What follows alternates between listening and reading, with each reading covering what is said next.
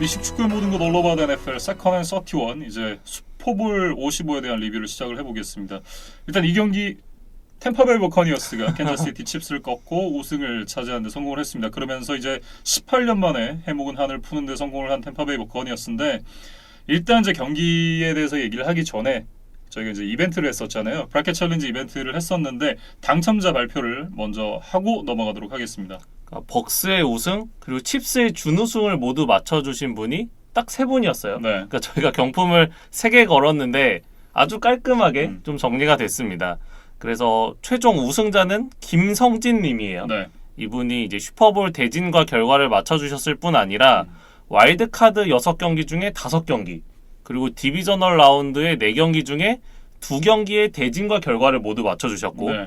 컨퍼런스 챔피언십도 2경기 중에 1경기의 대진과 결과를 모두 맞춰주셨거든요. 그러니까 아주 높은 적중률을 바탕으로 이번 브라켓 챌린지의 최종 우승자로 선정이 되셨고 그 다음에 이제 APP 한님 그리고 MIN님이 이제 공동 2위가 되겠습니다. 네. 그래서 김성진님께는 저희가 그 이벤트 소개 때 말씀드렸던 그 큰 이제 박스를 보내드릴 예정이고 이 APP 한님과 MIN님께는 이제 작은 그 5장들이 이제 카드팩을 하나씩 보내드리도록 하겠습니다. 네, 저희 하단에 이제 이메일 주소를 남겨드릴 텐데 이쪽으로 연락을 주시면 저희가 보내드리도록 하겠습니다. 자, 본격적으로 얘기를 좀 해보도록 하죠. 일단 너무 다행이었던 건 올해는 게임 패스가 터지지 않았습니다.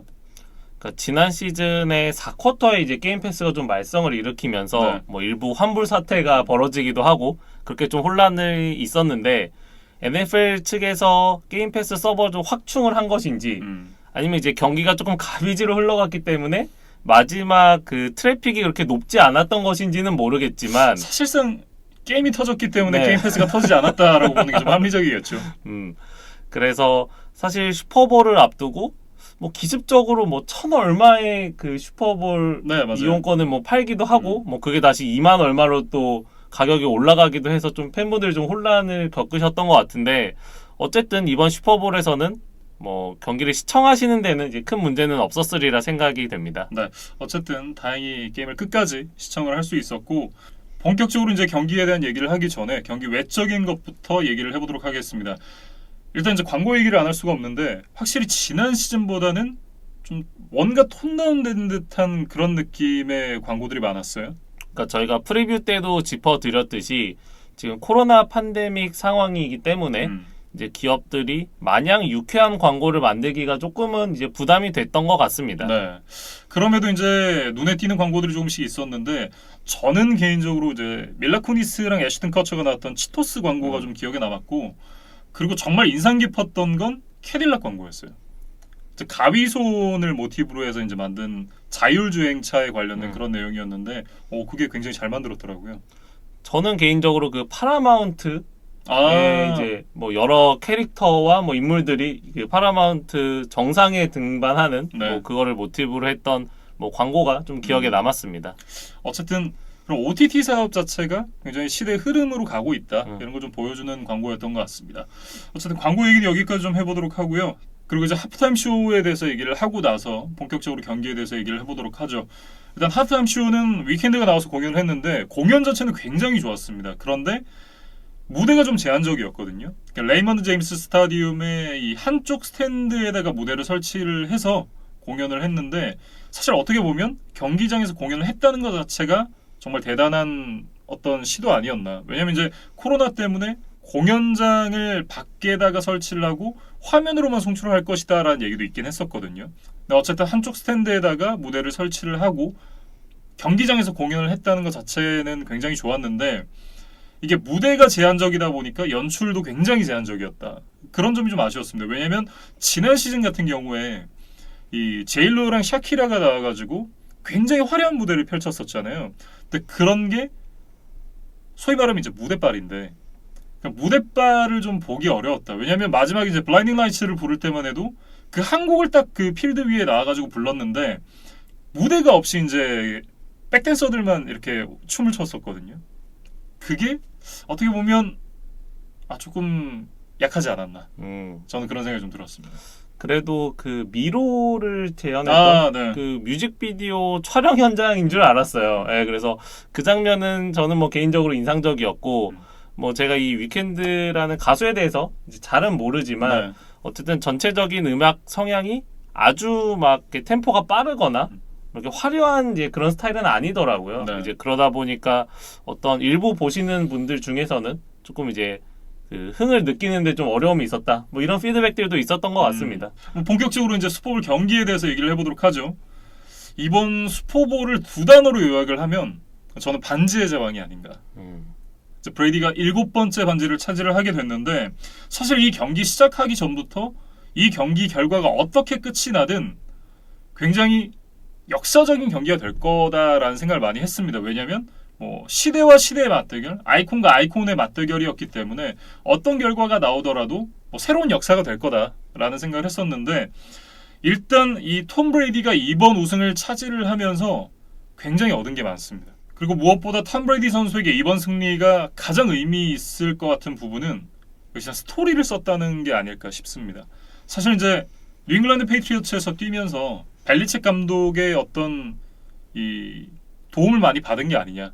실질적으로 본인이 캐리했다고 보기는 좀 어렵지 않나 라는 그런 의문의 시선들도 분명히 있었거든요. 물론 고트라고 보는 사람들이 더 많긴 했었지만 아직까지 의문이 남아있던 그런 상황이었는데 그런 의문을 말끔하게 지워내면서 새로운 팀으로 이적을 했고 그리고 그 새로운 팀에서 새로운 선수들을 이끌고 또 우승을 차지를 한 거잖아요. 그러면서 통산 7번째 반지를 갖게 됐는데 그 어떤 팀도 어떤 선수도 하지 못했던 7번째 우승을 차지를 하면서 본인이 고트임을 진짜 greatest of all time임을 다시 한번 이제 만천하에 증명하는 경기가 아니었나. 일단 그런 스토리를 만들어냈다는 것 자체가 굉장히 의미 있는 것 같습니다. 그러니까 이 NFL 리그에서 최다 슈퍼볼 우승팀이 6번 우승을 했던 패트리어츠와 스틸러스예요. 예. 그런데 브레디 개인이 지금 7번을 차지를 했기 때문에 뭐 저희가 이제 여러 스포츠에서 얘기하는 격언 중에 하나가 팀보다 위대한 선수는 없다라는 말이잖아요. 네. 그런데 이 NFL 리그에는 팀보다 위대한 선수도 있는 것 같습니다. 네. 어쨌든 정말 위대한 선수라는 걸 보여줬었던 톰 브레이디 선수였고 그리고 이 경기에 앞서서 한 일주일 전부터 이제 썬더스톰이 올 것이다라는 예보가 있었는데 다행히 비가 오지 않았습니다. 그러면서 경기를 치르는 데는 별로 지장이 없었어요. 그러니까 저희가 프리뷰를 찍고 나서 저희도 그 날씨에 대한 소식을 좀 접하고 이 내용에 대해서 좀 언급을 하지 못했던 게 좀 못내 찜찜했었거든요. 네. 그런데 뭐 하늘이 저희를 도우셨는지 다행히 날씨가 이날에 이제 변수가 되지는 않았습니다. 네. 다행히 날씨는 괜찮긴 했는데 칩스 같은 경우에는 굉장히 큰 악재가 하나 있었습니다. 이 앤디 리드 감독의 아들이자 이 팀의 라인베커 코치인 브릿 리드가 교통사고가 났습니다. 근데 교통사고가 났는데 그 차 안에 앤디 리드 감독의 손주들이 같이 타 있었다 그래요. 네, 5살과 4살이 된 손주들이 같이 교통사고가 났다고 하는데 그중 하나가 굉장히 위독한 상태였다고 합니다. 그래서 앤디 리드 감독이 경기 끝나고 나서 인터뷰에서 그 교통사고 때문에 경기에 집중하기가 좀 쉽지 않았다. 마음이 온통 거기에 쏠려 있었다라는 얘기를 했습니다. 사실 이제 프로라면 그런 상황에서 집중을 하는 게 맞지 않나라고 생각을 하시는 분들도 있겠지만 이게 사람이 하는 일이잖아요. 그렇기 때문에 경기에 집중하기 굉장히 좀 쉽지 않았을 거다라는 생각이 들고 어쨌든 본격적으로 경기에 대한 얘기를 좀 해보면 지난주에 이제 디펜딩 챔피언인 캔자스시티 칩스를 맞아서 18년 만에 이제 슈퍼볼에 진출을 하게 되는 벅스이기 때문에 아마도 벅스가 조금 더 긴장을 많이 할 거고 칩스가 확실히 좀 더 여유가 있을 것이다 라는 예상을 했었는데 뚜껑을 열어보니까 결과는 정반대였습니다. 그러니까 브레이디와 그롱크 정도의 이제 베테랑을 제외하면 이제 벅스에서 첫 슈퍼볼을 경험하는 선수들이 많았기 때문에 다소 흥분을 할 수도 있지 않겠느냐 이제 그런 우려를 했었는데 이제 벅스 선수들은 굉장히 침착했고 오히려 타이런 매튜를 포함한 이제 칩스의 선수들이 좀 멘탈적으로 흔들리는 모습들이 보였습니다. 네. 일단 이제 양 팀의 공격 수비를 나눠서 좀 살펴보면 어떨까 싶은데 먼저 벅스의 공격부터 한번 살펴보도록 하겠습니다. 각 파트별로 살펴볼 때 이날 경기의 중계를 맡았던 토니 로모의 로모 리포트를 좀 인용해서 시작을 해보면 어떨까 싶어요. 그래서 경기 초반에 이제 양 팀의 키포인트를 집어주는 게 이제 이 로모 리포트였는데 결국에는 이제 경기를 지켜보고 나니 로모 리포트를 잘 수행한 벅스가 이겼고 주어진 미션을 제대로 수행하지 못했던 칩스가 졌다. 저는 좀 그런 생각이 들었거든요. 그래서 로모가 벅스 공격에 대해서는 스크린 패스, 러싱, 플레이 액션을 적극 활용하라는 그런 조언을 해줬었습니다. 네, 실제로 이제 벅스의 공격 자체가 이날 말씀해주셨던 이 로모 리포트에 나온 내용을 기반으로 준비를 해왔습니다. 플레이 액션에 브레이디의 짤짤이 패스 그리고 이제 런 위주로 경기를 풀어갔었는데 이날 브레이디가 굉장히 좋은 경기력을 보여줬어요. 그러니까 흡사 페이트리어츠에 있을 때 풀어갔던 공격 방식과 굉장히 유사했다라는 생각이 들었고 일단 이제 세 가지가 굉장히 좋았습니다. 그 부분에 대해서 좀 짚어보면 첫 번째가 플레이 액션. 브레이디가 전통적으로 이제 슬로우 스타터잖아요. 1쿼터에 좋은 모습을 보여주지 못했었는데 이날은 1쿼터부터 터치다운을 만들면서 경기를 풀어가기 시작을 했습니다. 일단 이제 이 경기에서 브레이디가 기록한 스탯이 29번의 패스에 21번의 패스 성공, 72.4%의 패스 성공률을 기록을 했고요. 201야드에 3개 터치다운을 기록을 했는데 이게 플레이 액션에서의 스탯을 좀 살펴보면 13번의 패스에서 10번의 성공, 135야드에 3개 터치다운을 기록을 했습니다. 그것도 이 3개 터치다운이 모두 전반에 나왔어요. 그러니까 브레이디가 이번 슈퍼볼이 개인 통산 10번째였잖아요. 예. 그런데 슈퍼볼 1쿼터에 터치다운 드라이브를 만들어낸 게 이번이 처음이었다고 해요. 네. 그러니까 그 정도로 브레이디가 슬로우 스타터 기질을 갖고 있는데 이번에는 그래도 이제 터치다운을 하나 만들어냈다고 이야기를 해야 될 것 같습니다. 네. 그리고 이제 두 번째 좋았던 포인트가 빠른 릴리즈입니다.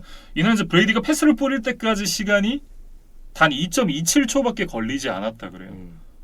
그러니까 보통 2.5초 안쪽으로 들어오면 굉장히 좋다라고 얘기를 하는데 2.27초. 그러니까 사실상 칩스의 수비진에게 패스러시를 할 시간 자체를 거의 주지 않았다. 이렇게 좀 봐야겠죠.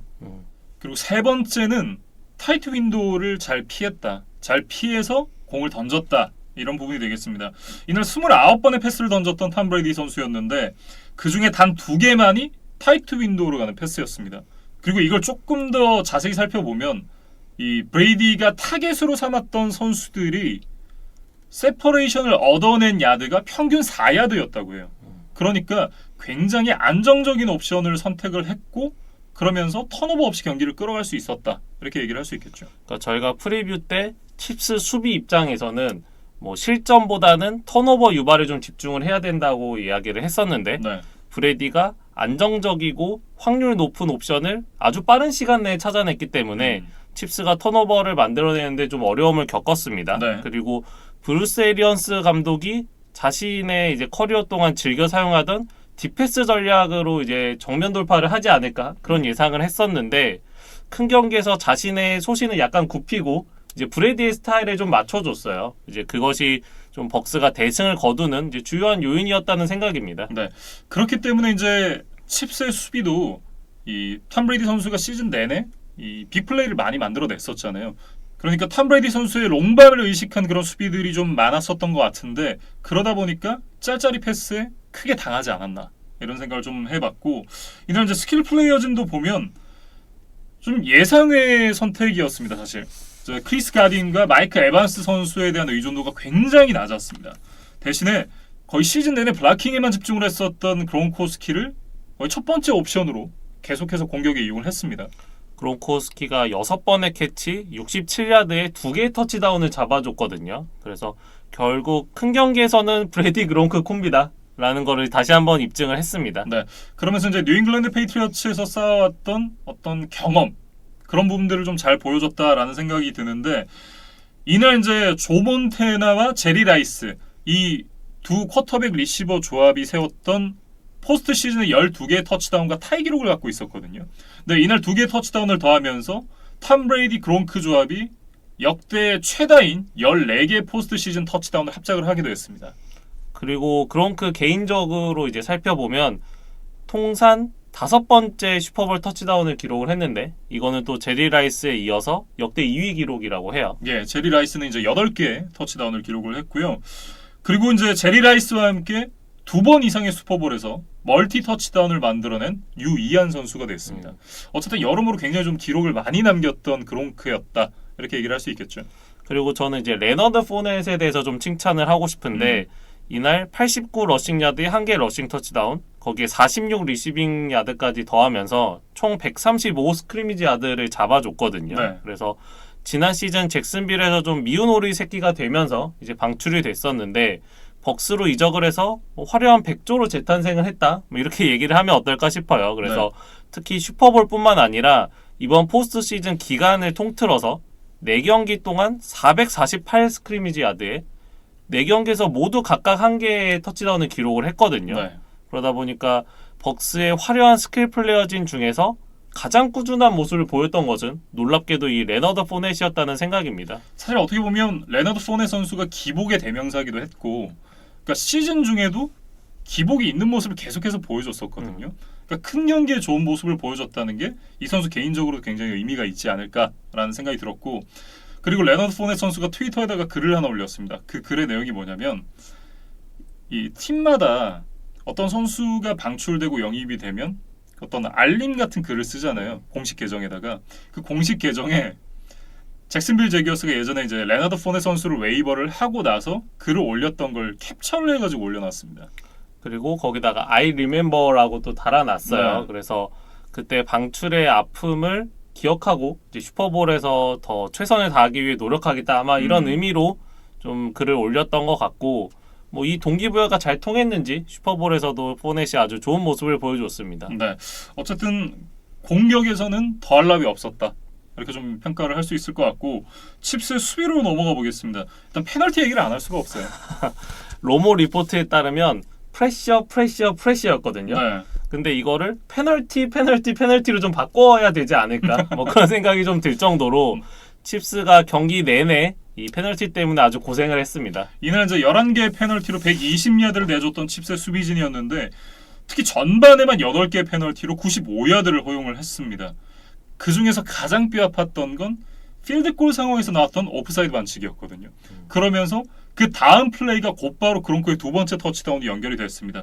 이게 정말 치명적이지 않았나 그런 생각을 좀 해봤습니다. 그리고 전반 막판에 있었던 그 디펜시브 패스 인터피어런스 반칙도 아주 결정적이었다는 생각이에요. 그래서 특히 이 칩스의 페널티가 2쿼터에 아주 집중이 되어 있었거든요. 네.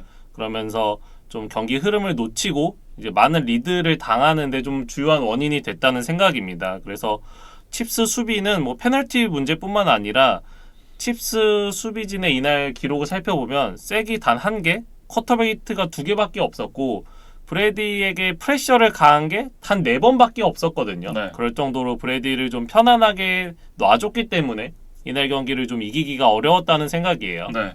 그리고 이제 이 페널티가 많이 불린 부분에 대해서 판정 얘기가 나오고 있는데 사실 저는 그런 생각을 했거든요. 아, 이거는 애매한데? 라는 생각이 드는 판정들도 물론 있긴 했습니다만 아니 이걸 본다고? 싶었던 그런 페널티는 하나도 없었거든요. 그러니까 이게 어떻게 보면 이게 줘도 그만 안 줘도 그만인 상황들이 좀 많았다. 근데 그런 상황에서 심판이 부는 건 심판의 재량이잖아요.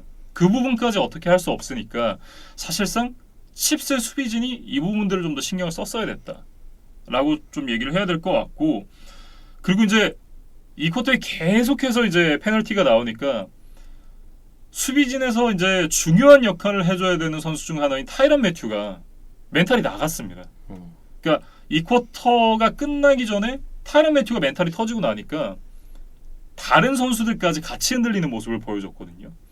그러니까 이 부분에 대해서 이제 전반전이 끝나고 나서 스티븐 스패놀러 디펜시브 코디네이터가 하프타임 때 그런 얘기를 했다고 해요. 어차피 심판의 판정은 우리가 어떻게 할 수 없다. 공격성은 유지하되 반칙을 당하지 않게 조심을 해라 라고 얘기를 했다고는 하는데, 그러면서 이제 후반전에 반칙이 현저하게 줄어들긴 했습니다만 사실상 이제 이 쿼터에 넘겨줬던 흐름을 다시 가져오는 데는 좀 어려움이 있었다, 이렇게 정리를 할 수 있겠죠.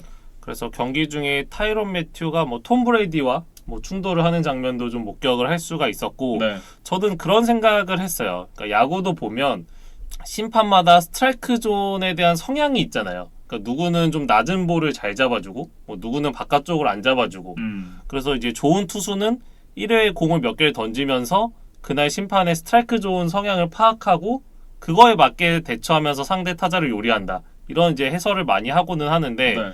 칩스 수비 선수들도 심판의 성향을 조금 이제 빨리 파악을 해서 자신들이 생각한 것보다 판정이 좀 엄격하다고 생각이 되면 조금 접촉을 줄이고 이제 수비를 하는 쪽으로 좀 작전을 바꿨어야 되는데 그것이 좀 원활하지 않았던 것 같아요. 네.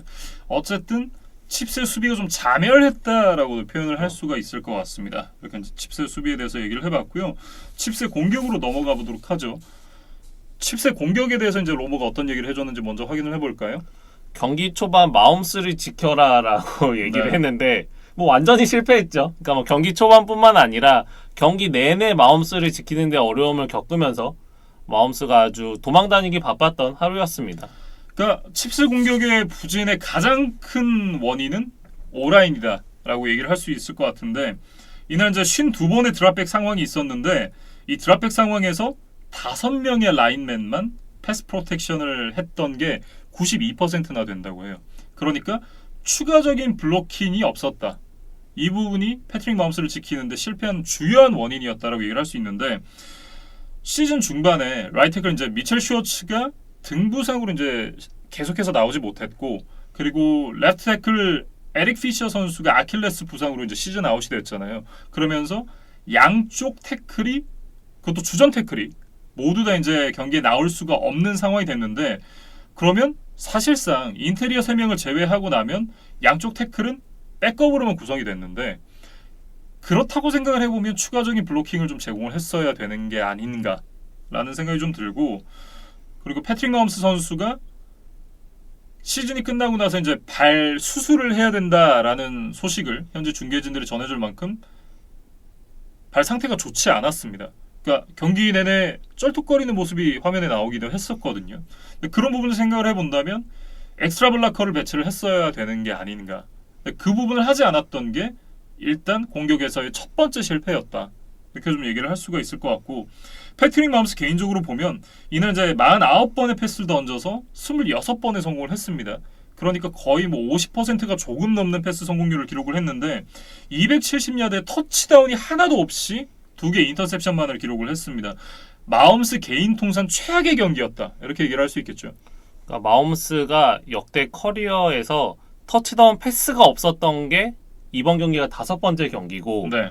마홈스가 선발 출전했을 때 칩스가 팀 전체 터치다운이 단 한 개도 없었던 거는 이번이 처음이라 그래요. 네.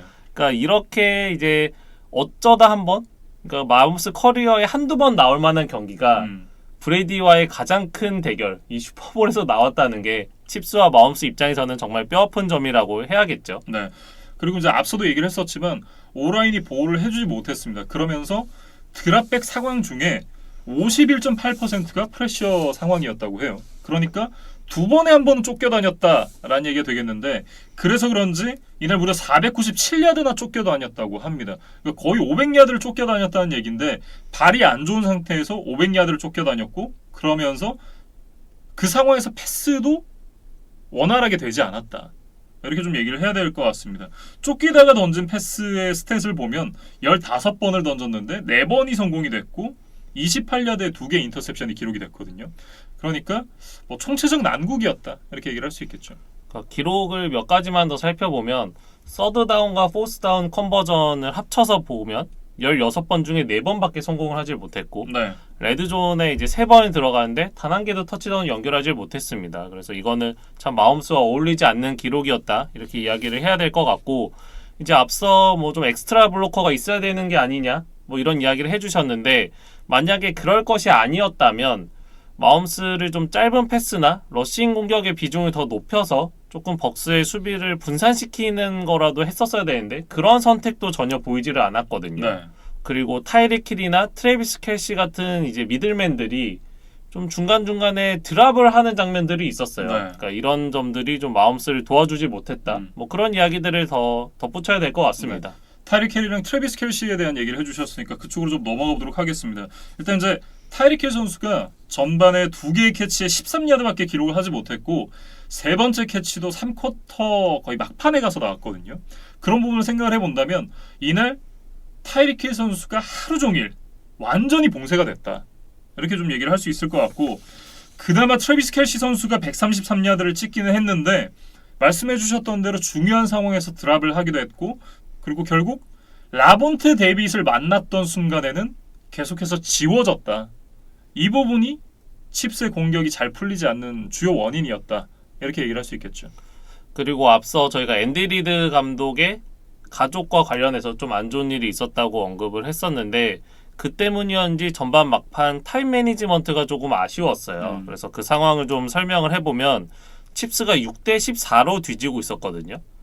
그러니까 뒤지고 있긴 하지만 원 포지션으로 극복을 할 수 있고 칩스가 후반전에 먼저 공격권을 가지고 이제 시작할 수 있는 상황이었기 때문에 앤디 리드 감독 입장에서는 그렇게 조급할 필요가 없었거든요. 네. 그런데 이제 전반 막판에 좀 한 점이라도 더 따라가고 싶은 좀 욕심이 컸었는지 그 벅스의 공격을 적극적으로 타임아웃을 2번이나 사용하면서 3앤아웃으로 막아내고 그거를 공을 돌려받아서 다시 한번 공격에 나서고 싶어 했어요. 그런데 결과적으로 이제 브레디가 그롱크에게 중요한 서드다운 컨버전을 연결을 시켰고 바시아드 브리랜드의 디펜시브 패스 인터피런스 반칙까지 나오면서 결국 이게 안토니오 브라운의 터치다운으로 연결이 되고 말았거든요. 예. 그래서 6대 14로 끝날 수 있었던 전반전이 6대 21이 되고 말았다. 그래서 그 부분도 좀 지적을 해야 될 것 같습니다. 네. 거기다가 사실 이제 다른 팀이면 모르겠지만 칩스 같은 경우에는 뭐 21대 6 극복 못할 점수 아니거든요. 근데 그런 부분을 생각해 봤을 때 앞서 이제 이 앤디 리드 감독이 경기에 집중을 못했던 부분이 이런 부분으로 좀 나타나지 않았나라고 말씀을 해주셨는데 저는 거기다가 전반이 끝나고 나면 특히나 슈퍼볼 같은 경우에는 하프타임 쇼가 있기 때문에 평소보다 긴 하프타임이 주어지잖아요. 근데 그 시간 동안 잘 안 됐던 부분을 조정을 했었어야 되는데 그걸 못했다. 어떻게 보면 그럴 수도 있어요. 칩스가 이 삼각편대가 완성된 이후에 대부분의 경기에서 지지 않았잖아요. 그러니까 다른 플랜이 준비가 되어 있지 않았던 게 아닌가. 사실상 다른 옵션이 없었던 게 아닌가라는 생각이 좀 들기도 했지만 어쨌든 가용한 자원들을 놓고 다른 플랜을 좀 하프타임에 세웠어야 됐는데 앤디 리드 감독이 그걸 하지 못했다. 그런 부분이 좀 아쉬웠다라고 얘기를 해야 될 것 같습니다. 그러니까 칩스가 지난 시즌과 이번 시즌 플레이오프에서 연달아 역전극을 만들어냈을 때를 살펴보면 이런 무리수를 던져서라기보다 그냥 선수들의 능력을 믿고 갔을 때 이제 역전을 만들어주는 경우들이 있었거든요. 네. 그런데 이제 앤디 리드 감독이 결과적으로 조금 무리수를 던졌다는 생각이고 그리고 이제 마지막 파트인 벅스 수비로 좀 넘어가 보면 어떨까 싶은데 로모 리포트에서는 타이릭 힐을 모든 스냅에서 더블 커버리지 하라 라고 이제 조언을 해줬어요. 그러니까 네. 왜냐하면 저희가 프리뷰에서도 언급을 했듯이 정규리그 맞대결에서 결국 타이릭 힐 한 명을 막지 못해서 벅스가 졌었기 때문에 네. 어쨌든 힐을 막아야만 벅스에게는 희망이 있다. 아마 이런 데서 뭐 이런 이제 리포트가 나왔던 것 같은데 아주 벅스가 잘 해냈습니다. 일단 이제 디펜시브 코디네이터 토드 볼스를 굉장히 칭찬을 하고 싶은데 준비를 너무 잘해왔습니다. 그러니까 캔자스시티 칩스의 공격을 진짜 막기가 어려운 게 일단 타이릭 힐 선수가 미친 스피드로 뒷공간을 뚫으면서 빅플레이를 만들어내든지 빅플레이를 만들어내지 못한다고 하더라도 세이프티들을 뒤쪽으로 물러나게 만들면서 중간에 공간을 만들잖아요. 그리고 이 미드필드를 트래비스 켈시 선수가 슬랜트 라우트를 타면서 따박따박 야디지를 따먹고 이도저도 안 된다고 하면 마홈스가 직접 뛰어서 퍼스트 다운을 갱신하고 그렇기 때문에 이 셋을 다 막는 건 사실상 불가능하지 않나라고 생각을 하는 분들도 많았었고 저도 그중 하나였는데 굉장히 좋은 파해법을 갖고 왔습니다. 그러니까 사실상 이거는 패트릭 마홈스 선수가 부상이 있었기 때문에 그랬을 수도 있다라는 생각은 들긴 하는데 일단 블리츠를 거의 안 하고도 마홈스를 괴롭히는 데 성공을 했습니다. 일단 비타베아 선수에게 거의 매 스냅마다 더블 커버리지가 붙었거든요. 그러니까 이 더블팀이 붙고 나면 나머지 선수들이 1대1로 이제 오라인을 상대를 하게 되는데 일단 은다무 콩수가 인테리어에서 계속해서 프레셔를 가하면서 1.5개 색을 이날 기록을 했고 그리고 샤킬 베라 선수가 8번의 프레셔를 통해서 한 번의 색 4개의 큐비 히트를 기록을 하면서 마홈스 선수를 괴롭히는 데 성공을 했습니다. 결국 이제 앞서 이제 칩스의 공격 때도 말씀을 드렸지만 양쪽 주전 태클의 부재가 굉장히 크게 느껴졌다라고 얘기를 할 수 있었고 결국 그러면서 이제 패트릭 마홈스 선수가 패스를 정확하게 던질 수 없게 이 D라인이 굉장히 좋은 역할을 해줬다. 이렇게 정리를 할 수 있을 것 같고요. 거기다가 이제 말씀해 주셨던 대로 타이릭 힐 선수를 막는 데는 투하이 세이프티 전략을 갖고 나왔습니다. 이날 이제 투하이 세이프티 전략의 비율을 86.7%까지 끌어올렸어요. 그것도 정말 딥한 투하이 세이프티를 이제 가지고 나왔는데 이게 타드 버울스가 최근 5년 동안 기록한 비율 중에 가장 높은 비율이라고 합니다. 그러니까 투하이 세이프티라고 하면 세이프티 2명을 이제 필드 거의 최후방으로 이제 배치를 하고 이제 약간 이제 그 중간 공간을 넓혀주는 거죠. 예. 그러한 수비 전략인데 이것이 결국 타이릭 힐을 막는데 좀 주요했다는 생각이에요. 근데 결국에는 이제 D라인 4명이 이제 최소한의 자원으로 마움스를 압박하는데 성공했던 게 결국 이 투하이 세이프티와 좀 시너지를 내면서 칩스 공격을 전반적으로 막았다는 생각인데 네. 벅스가 이날 29번의 프레셔를 했는데 그 중에 무려 27번이 디펜시브 라인 4명만이 패스러시를 갔을 때 이뤄낸 것이라고 하니까 정말 벅스의 D라인 그리고 최후방 세이프티들 이제 칭찬을 많이 해줘야 될 것 같습니다. 네. 말씀해 주셨던 대로 이제 블리츠가 없이 그런 부분을 해냈다는 게 D라인이 굉장히 잘했다라고 얘기를 할 수 있는 부분인 것 같고 거기다 이제 타이릭 힐 선수를 완전히 지웠잖아요. 그러면서 12주차에 앙토니 윈필드 주니어 선수가 그 엔드존에 들어가는 타이릭 힐 선수에게 이 V 시그널을 받았습니다.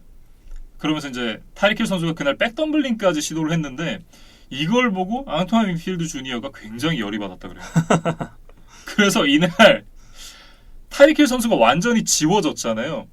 그러고 나서 앙토니 윈필드 주니어가 타이릭 힐 면전에 대고 V사인을 날려줬습니다. 그러니까 이날 그 세레머니 때문에 페널티를 받기는 했어요. 네. 그런데 이미 좀 점수차가 벌어져 있었고 시간이 얼마 남지 않았기 때문에 이제 대세에는 지장이 없었고 윈필드 주니어가 뭐 이런 페널티를 감수하고서라도 좀 자신이 가지고 있던 한을 풀었다. 뭐 그렇게 이야기를 해야 될 것 같습니다. 네. 그리고 이제 트래비스 켈시가 나왔잖아요. 트래비스 켈시의 담당 일진 라번트 데이비스 선수가 있었습니다. 이날 이 라번트 데이비스 켈시를 마크했을 때 5번의 패스가 왔는데 3개가 연결이 됐어요. 그리고 2개를 이제 패스 블락을 만들어냈습니다. 거기다가 3개 패스가 연결되긴 했지만 단 23야드밖에 내주지 않았고 사실 이제 트래비스 켈시 같은 경우에는 짧은 캐치를 받은 다음에 야드 애프터 캐치를 만들어내는 타입의 선수잖아요. 그런데 이날 트래비스 켈시가 라번트 데이빗을 상대로 만들어냈던 야드 애프터 캐치가 단 5야드밖에 되지 않았습니다. 그러니까 캐치는 했을지언정 그 이후에 추가 야디지를 만들어내는 데는 어려움이 있었다. 그게 라번트 데이빗이 사실상 트래비스 켈시랑 1대1로 맞대결을 할 수 있는 선수가 리그에 거의 없잖아요. 이날 라번트 데이빗 선수가 트래비스 켈시를 상대로 재밍을 하는 걸 보면 있긴 있구나. 그런 생각이 좀 들었습니다. 그리고 또 한 명의 이제 선수를 얘기를 해야 될 것 같은데 데빈 화이트 선수가 이날 맹활약을 했습니다. 이 컴바인 태클 12개를 기록하면서 팀 내에서 가장 많은 태클을 기록을 했고 2개 태클 폴로스 하나의 이제 QB 히트를 기록을 했는데 거기다가 이제 마지막에 트래비스 켈시에게 가는 패스를 인터셉션으로 만들어내면서 사실상 이제 경기의 쐐기를 막았어요. 그래서 이날 슈퍼볼에서 MVP를 브레디가 받기는 했지만 저는 수비진의 공로가 조금 더 크다는 생각이에요. 네. 그러니까 우리가 좀 예상 스코어를 생각해 봤을 때 벅스가 31점에 근접한 점수는 낼 수 있다고 좀 생각을 했잖아요. 그런데 벅스가 칩스를 9점으로 막는다고 누군가 이야기를 했다면 네. 아주 큰 비웃음을 샀을 거란 말이죠. 그래서 그만큼 벅스의 수비가 예상보다 칩스를 잘 막아냈던 것이 뭐 이날 승리의 주요한 요인이었다는 생각이에요. 그런 의미에서 이날 경기의 진정한 MVP는 터드 버울스였다. 저는 그렇게 좀 생각이 들어요. 뭐 플레이어는 아니긴 하지만 어쨌든 이날 경기의 가장 큰 승리의 지분은 타드 버울스에게 있지 않나 이렇게 좀 정리를 해보겠습니다. 뭐 여기까지 이제 양 팀의 공격 그리고 수비를 다 살펴봤는데 어쨌든 템파베이 버커니어스가 캔자스시티 칩스를 상대로 대승을 거두면서 이제 슈퍼볼 우승을 차지를 했습니다. 이 경기로 이제 브레이디가 7번째 슈퍼볼 우승, 5번째 슈퍼볼 MVP를 차지를 하게 됐는데 앞서 말씀해 주셨던 대로 이제 스틸러스, 패트리어츠가 각각 6번의 우승, 그리고 카우보이스, 나이너스가 각각 5번의 우승을 차지를 하면서 리그에서 가장 많은 우승을 차지하고 있던 팀들이었는데 그 팀들보다도 브레이디가 많은 우승을 차지했다는 것, 이게 정말 대단한 게 아닌가 싶습니다. 그리고 페이튼 매닝에 이어서 역대 2번째로 두 개의 팀의 유니폼을 입고 모두 슈퍼볼 우승을 기록한 쿼터백으로도 남게 됐어요. 네. 그래서 브레이디가 정말 이런 사소한 기록 하나까지도 이제 남이 가지고 있는 걸 못 본다. 뭐 이런 생각이 좀 들었습니다. 거기다가 또 하나 대단한 기록이 나왔는데 역대 북미 4대 리그에서 40세 이상의 선수가 이 챔피언십 게임 혹은 챔피언십 시리즈의 MVP가 된 건 처음이라 그래요. 그러니까 40세 이상이라고 하면 스포츠 선수로서는 사실상 이제 은퇴를 해도 이상하지 않은 나이잖아요. 거의 이제 비유하자면 꼬부랑 할아버지 정도로 비유를 할 수가 있을 것 같은데 사실상 그때 되면 로스터에 남아있다고 하더라도 버스를 타는 입장이지 버스를 운전하는 입장은 아니거든요. 그만큼 의미가 있는 기록이다. 이렇게 좀 얘기를 할 수 있겠죠. 그리고 이번 벅스의 우승에 대한 평가를 조금 더 이제 해보자면 저는 그 부분이 좀 인상적이었어요. 그러니까 정규리그에서 수입을 당했던 세인츠 그리고 정규리그 홈에서 맞대결을 했을 때 또 굴욕적인 패배를 당했던 칩스를 상대로 모두 포스트 시즌 무대에서 서력의 성공을 하면서 우승을 했거든요. 네. 그래서 저희가 최근에 그린베이가 2년 연속 좀 정규리그에서 졌던 팀들을 극복하지 못하고 탈락을 했다고 좀 이야기를 했었는데 이와는 좀 대조적인 행보였다. 그거에 대해서도 좀 저는 이제 높게 평가를 하고 싶습니다. 네. 그러면서 이제 이날 경기가 끝나고 나서 시상식 그리고 이제 인터뷰가 이어졌는데 탐 브레이디 선수가 인터뷰 딱 첫 마디가 그거였어요. How about that? 그러니까 You like that의 뒤를 잇는 How about that이 나왔는데 이 한마디가 이 자신의 헤이터들에게 전하는 한마디가 아니었을까? 나 또 우승했어. 이건 어때? 좀 이렇게 얘기를 하는 듯한 그런 느낌이었고 경기 마지막에 We're coming back 이라고 얘기를 했습니다. 그러니까 내년에 또 뛰겠다라는 선언을 한 셈이죠. 브레디가 지금 8번째 반지까지 또 노리게 될 것 같아요. 다음 네. 시즌에. 뭐 어쨌든 다음 시즌을 또 기대하게 되는 그런 브레이디의 한마디였고 이날 이제 캐스터였던 짐 렌츠가 브레이디를 수식하는 표현을 하나 했는데 저는 그게 가장 정확한 표현이 아닌가라는 생각을 해봤습니다. 레전드 오브 올 레전드라는 그런 표현을 했었는데 그야말로 모든 레전드 중에 레전드다. 정말 이제 탐 브레이디와 잘 어울리는 그런 수식어가 아닌가 싶습니다. 그래서 지금 넷플릭스에 보면 마이클 조던의 다큐멘터리 그 라스트 댄스가 네. 아주 전 세계적으로 선풍을 이끌었었잖아요. 그런데 최근에 그 브레이디 관련 다큐멘터리도 또 제작이 된다는 소식이 들렸어요. 네. 그래서 뭐 그 제작진 입장에서는 아주 만족스러운 슈퍼볼 결과였을 것 같다. 뭐 그런 얘기도 좀 덧붙이고 싶습니다. 네. 제목이 Man in the Arena라는 제목이라고 하는데 어떤 내용일지 굉장히 기대가 됩니다. 빨리 나왔으면 좋겠네요. 그리고 이제 템파 지역을 한번 살펴봐야 될 것 같습니다. 템파베이가 최근에 굉장히 핫한 도시로 떠오르고 있어요. 그러니까 지난 시즌에 템파베이 라이트닝이 스탠리컵 파이널에서 우승을 차지를 했고 템파베이 레이스가 월드 시리즈 진출을 해서 LA 다저스에게 아쉽게 패배를 하긴 했지만 어쨌든 월드 시리즈 준우승 그리고 아메리칸 리그에서는 어쨌든 우승을 차지를 한 거잖아요. 이거 자체가 굉장히 좀 대단한 업적이었는데 여기다가 버커니어스가 슈퍼볼 우승까지 하면서 활용점정이었다. 그야말로 이제 시티 오브 챔피언스가 됐는데 이게 이제 도시의 이미지가 많이 달라지는데 큰 공헌을 하지 않을까 이런 생각을 좀 해봤습니다. 그러니까 2020, 2021년을 이제 통틀어서 보면 북미 4대 스포츠에서 LA가 2개, 템파베이가 2개를 가져갔어요. 예. 그러니까 야구와 농구는 다저스와 레이커스가 우승을 했고 이제 하키와 풋볼은 이제 벅스와 라이트닝이 이제 우승을 했기 때문에 뭐 2020년 스포츠는 템파베이와 LA가 이제 양분을 했다. 뭐 그렇게 이야기를 하면 될 것 같습니다. 네. 그리고 이제 조금 이제 우스갯소리처럼 들리기도 하겠지만 실제로도 이제 현지에서 이런 재평가가 이루어지고 있습니다. 바로 이제 일라이 매닝에 대한 재평가인데 이런 톰 브레이디를 어떻게 2번이나 꺾었느냐. 그러니까 한 번은 우연일 수 있지만 2번은 우연이 아니다라는 얘기가 있잖아요. 한 번도 아니고 2번이나 톰 브레이디를 꺾었다. 이거는 일라이 매닝이 어떻게 보면 우리가 생각하는 것보다 더 대단한 선수가 아니었을까? 라는 그런 얘기들이 좀 나오고 있습니다. 그러니까 일라이 매닝이 지금 명예전당에 가야 되느냐 말아야 되느냐 뭐 이거에 대해서도 좀 논쟁이 있는 것 같은데 네.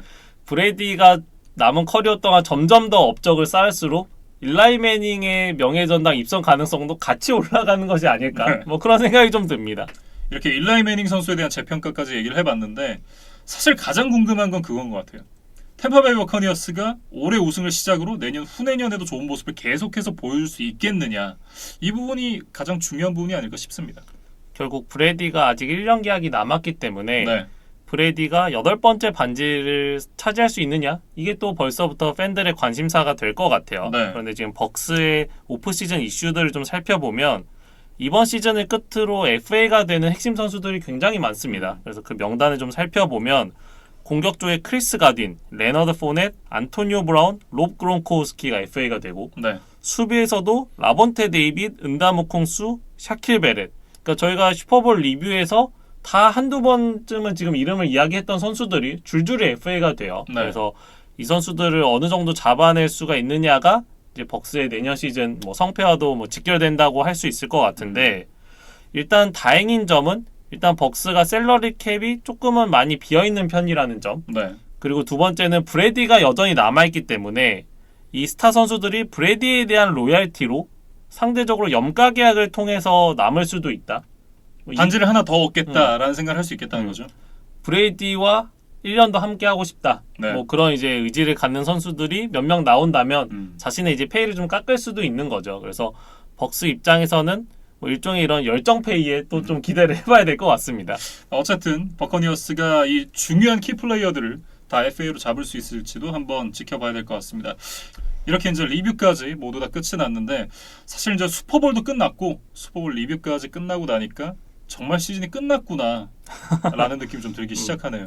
그러니까 9월부터 시작을 해서 한 4개월, 5개월 정도 정말 정신없이 저희도 달려왔던 것 같습니다. 일단 뭐 소감을 한마디 들어볼까요? 그러니까 저희가 지금 올 오버 NFL이 이제 만으로 2시즌을 한 거죠. 근데 이제 첫 시즌에는 제가 뭐 기획이나 이제 편집 업무를 이제 주로 하다가 이제 이진만 위원의 공백 때문에 뭐 제가 직접 이제 출연자 역할까지 하게 되는 뭐 그런 시즌이었습니다. 그래서 뭐 저에게는 더 힘들기도 했지만 더 보람이 있었던 것 같아요. 뭐 그럼에도 불구하고 이제 제가 어떤 풋볼에 대한 지식의 깊이가 아직은 좀 이렇게 깊지 않기 때문에 좀 저 스스로도 준비를 하면서 좀 한계에 부딪히는 순간들도 분명히 있었거든요. 네. 그래서 저도 좀 아쉬운 점이 있기는 했지만 그래도 많은 시청자분들께서 응원을 해주셔서 이렇게 한 시즌 또 열심히 할 수 있었던 것 같습니다. 네, 굉장히 모범 답변을 해주셨는데 아마 저도 비슷했던 것 같습니다. 일단 이지만 위원이 없었기 때문에 그 공백을 채우려고 조금 더 많이 공부를 하게 됐고, 그러다 보니까 개인적으로는 얻는 게 굉장히 많았던 한 시즌이었던 것 같은데, 그만큼 이제 이진만 위원의 빈자리가 크구나 하는 것도 좀 깨달을 수 있었던 시즌이 아니었나, 아마 이렇게 좀 정리를 해보겠습니다. 어쨌든 류재경 PD 굉장히 고생 많으셨고요. 한 시즌 동안 시청해주신 여러분도 굉장히 고맙습니다. 저희가 이제 슈퍼볼이 끝났으니까 잠시 이제 휴식 기간을 좀 가지려고 해요. 한 1, 2주 정도 휴식을 하고 나서 저희가 어떤 컨텐츠를 들고 올지는 아직 정하진 않았습니다만 새로운 컨텐츠를 가지고 돌아오도록 하겠습니다. 한 시즌 시청해주셔서 고맙습니다. 저희는 재충전의 시간을 가진 다음에 돌아오도록 하겠습니다.